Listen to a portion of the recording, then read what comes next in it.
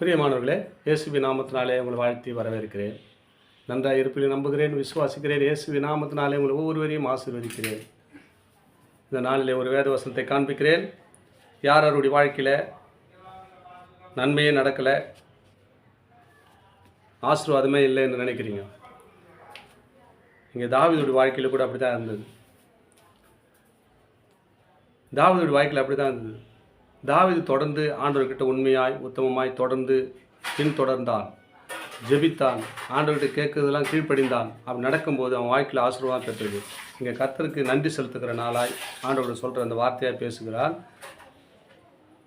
சங்கீதம் 126:3, கர்த்தர் நமக்கு பெரிய காரியங்களை செய்தார், இதை நிமித்தம் நாம் மகிழ்ந்திருப்போம்.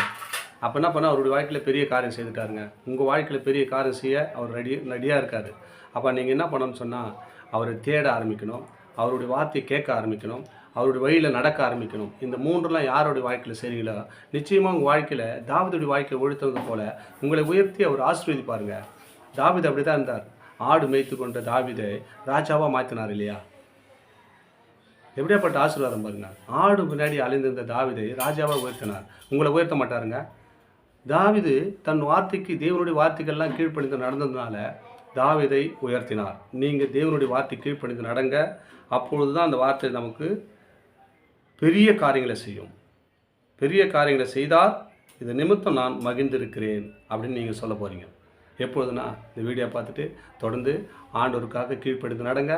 நிச்சயமாக உங்கள் வாழ்க்கையில் பெரிய காரியங்களை செய்ய அவர் வல்லவராக இருக்கிறார். ஆமென். God bless you.